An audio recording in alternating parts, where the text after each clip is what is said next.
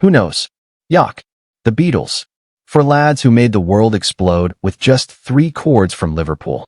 They gave humanity Let It Be, Hey Jude, Yesterday, melodies that made millions of hearts tremble, break, and then heal.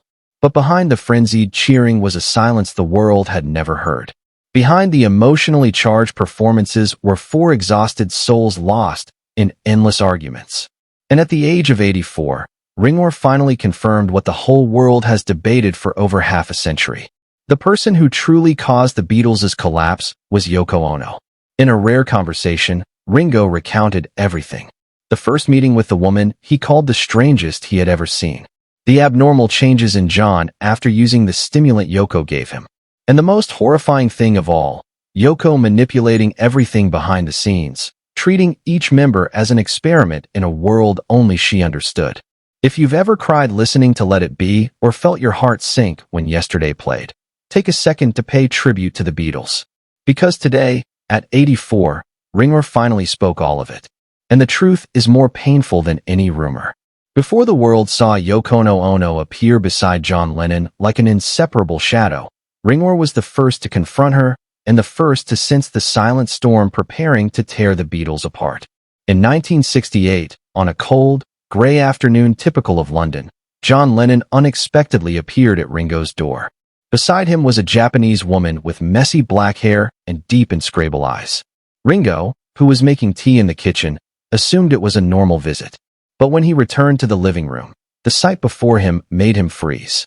The woman was rummaging through music, his personal notebooks, as if she had lived there for a long time. "I'll take this one," Yoko announced, accompanied by an enigmatic smile. Ringo was stunned into silence.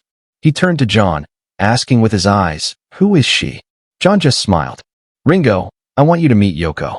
She's a conceptual artist." Yoko nonchalantly continued reading the book. Ringo sat down opposite them, but his eyes immediately caught an alarming detail. They were tightly holding hands under the table.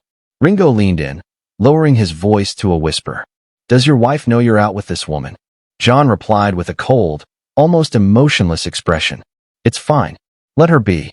That indifference sent a chill down Ringo's spine.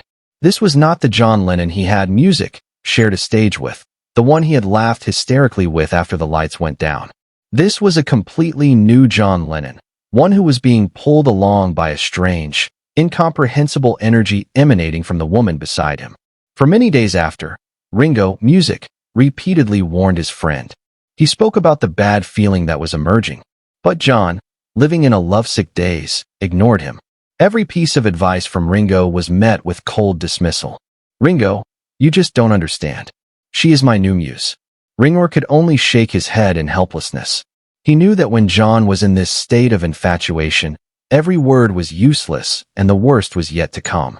A few weeks later, in the middle of a tense rehearsal, Ringo received a call he would never forget. It was Cynthia, John's wife, calling in tears, her voice choked with fear. She recounted the horrifying scene she came home to. John and Yoko were sitting casually in the kitchen, soaking their feet together in the bathtub, music, and drinking wine. Less than 5 minutes later, John announced he was leaving the house, abandoning Cynthia and their son Julian to pursue his new muse. Immediately after, John moved out of the Kenwood mansion, severing all the old ties to move in with Yoko. They constantly appeared together at Beatles events. The most terrible thing was that they brought with them a new habit, substance abuse. Yoko, who came from the avant-garde art scene, continuously pushed John to expand his consciousness and try new levels of creativity. John followed without question. In just a few weeks, John Lennon was no longer John Lennon. He began stepping into the studio with droopy eyes, frequently yawning with bloodshot eyes. In many recording sessions, John was completely unfocused, sitting on the floor looking as if he was floating on another planet. This severely disrupted the already stressful working rhythm of the Beatles. George Martin, the Beatles' producer, finally lost his temper. He slammed his hand on the control desk and said in a harsh tone, "John, you're acting like a lunatic now." The atmosphere, music, in the studio froze. John Lennon, his emotions dulled by the drugs, looked back at George Martin with annoyed and challenging eyes. He growled, "Don't lecture me, George," John muttered. "I'm music living. I'm feeling. I am at the peak of my artistic life. But the biggest shock only truly came when Yoko Ono set foot in the band's most sacred space, the Abbey Road studio.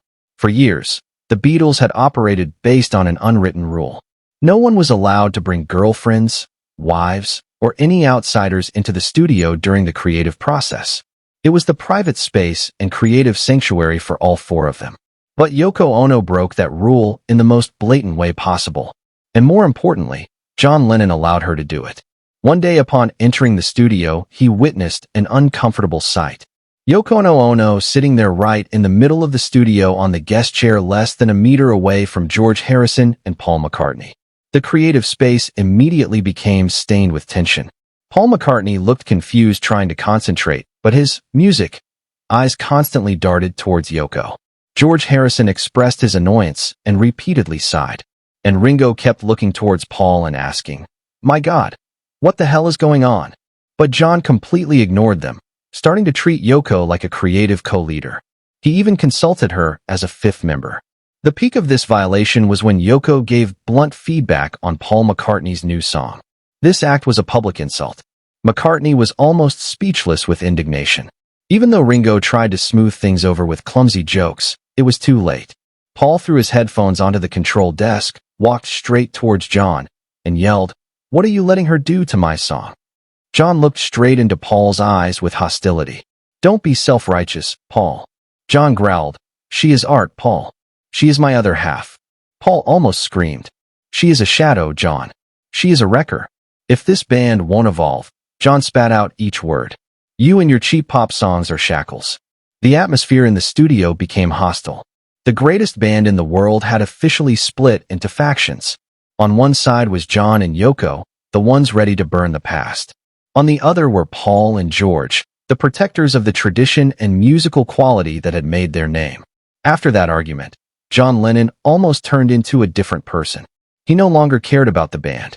He was often late, sometimes skipping recording sessions without notice, and always brought Yoko with him. Yoko Ono quickly became the sole information gateway to talk to John about music, about the schedule, or just a simple question. The other members all had to go through her. Yoko would filter the information, choosing what John should know, what was unnecessary, and even deciding whether John would attend that day's music session.